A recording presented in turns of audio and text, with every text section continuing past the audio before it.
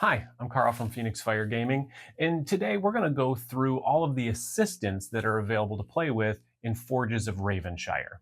If you haven't already watched my how to play video for Forges of Ravenshire, I'll leave a link to that video below so you can learn how to play the game in full. Where today we're just going to focus on the assistant abilities. So let's just jump right into it.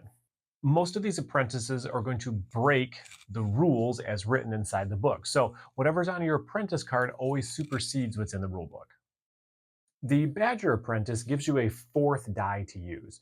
Now, you do roll that die at the beginning of the game and at the beginning or at the end of every season, but you can still only place 3 dice during the gathering phase, your 3 normal dice during the gathering phase, but during the production phase, you can place all 4 of those dice on the production side of your board, really giving you the opportunity to create and collect a lot more goods. The Raven Broker Apprentice is a tricky one, so you got to pay close attention here.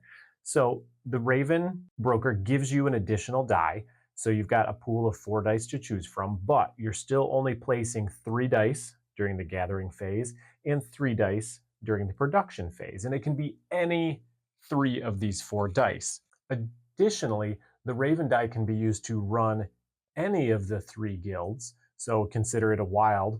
When you pull it off the board, you can place it in any one of your guilds.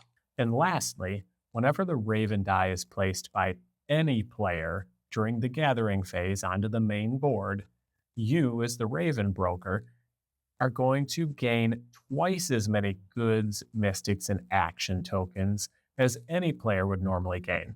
So that means if you place the die, you're going to get twice as many tokens. And if one of your opponents has taken your die on an earlier turn and places it on the main board, they're going to get the normal amount of goods, and you're going to get twice as many goods as they get.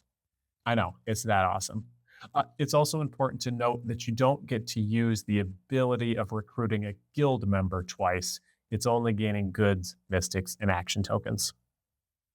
The Royal Patron Apprentice allows you to upgrade your Market Exchange, Charcoal Kiln, Steel Foundry, and both of your guild workshops for free right from the beginning of the game.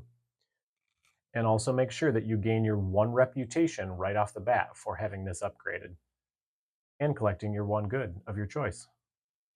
With the Guild Advisor Apprentice, right at the beginning of the game, you can select 2 guild members with a value of up to 8 gold and add those to your guilds on your player board right from the beginning. Additionally, you can place your guild members in any column that you'd like. You don't have to follow the color restrictions. Lastly, at the end of season phase, you can rearrange your guild members however you see fit. With the Prodigy Apprentice, you start the game with 3 reputation. Make sure you collect your goods and your action token as you work your way up.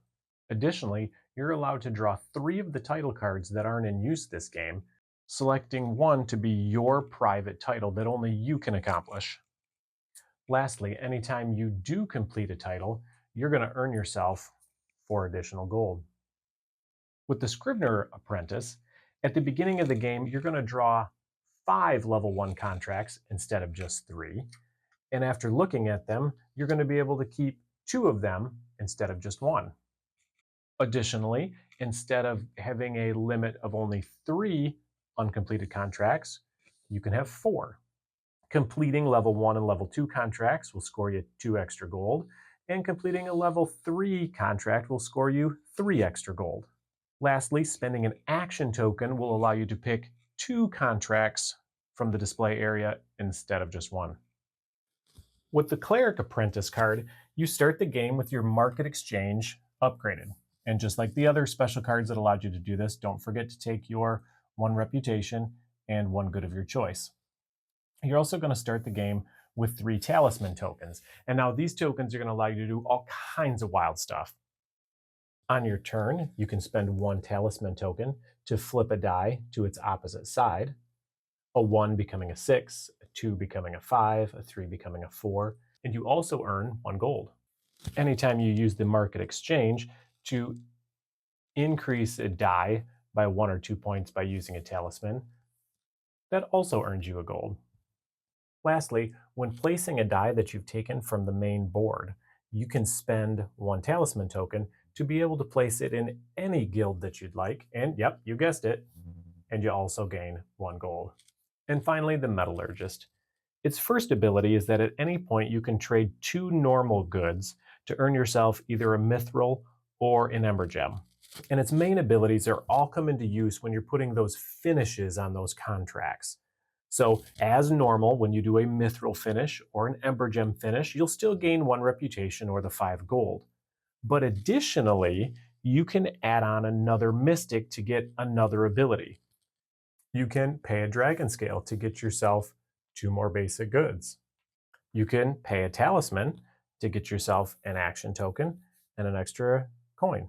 You can add an additional ember gem to get yourself 3 more coins. And lastly, you can add a mithril to move up 1 more spot on the reputation track.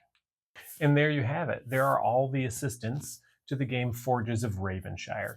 If you found this video helpful, please give us a like and subscribe if you want to see more videos like this in the future. Thanks for watching.